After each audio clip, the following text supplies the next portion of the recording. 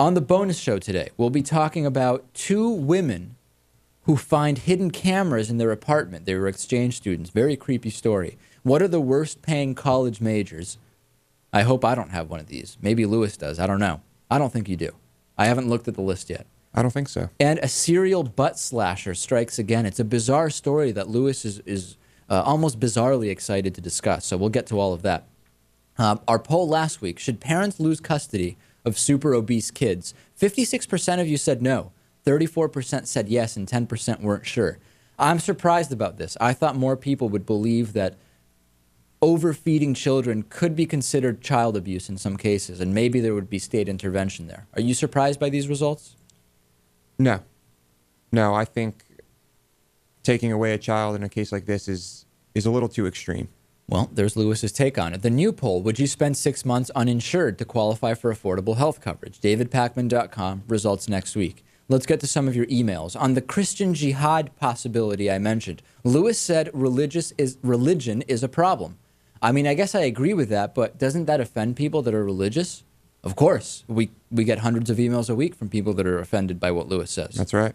I think it's safe to describe the assaults on Afghanistan and Iraq as right-wing religious terrorism, long drawn-out government-funded terrorism, but right-wing terrorism nonetheless. To call it a Christian jihad, though, I'm not ready to make that leap at this point. No.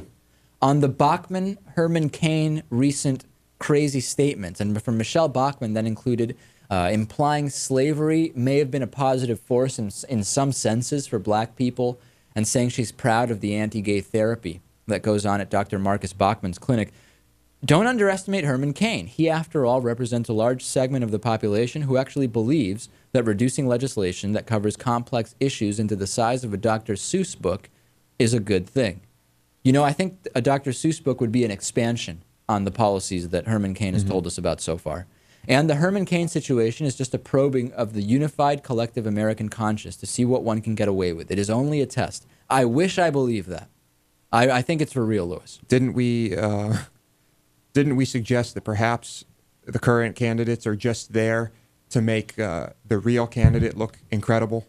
You know, that's possible. I just don't know that. I think it's actually a framing for the next election at this point. And then another email about Michelle Bachmann. Honestly, why do we keep giving time to people like her? She's a total non-factor in the upcoming election. Vegas has her somewhere around 1,000,000 to 1 odds. You know, I haven't looked at the Vegas odds on Bachmann. But you know, when money's involved, people will be pretty accurate, won't they? Mm-hmm. And on the Norway shooter, oh man, you scared me there. When this showed up in my subscription feed, all I could see of the title was, Oslo Norway shooter is right. That's not something you're going to hear on this show. Not from me anyway. Lewis can be unpredictable. Nope, it said right-winger. Join us on the bonus show in just a couple of minutes. See you soon.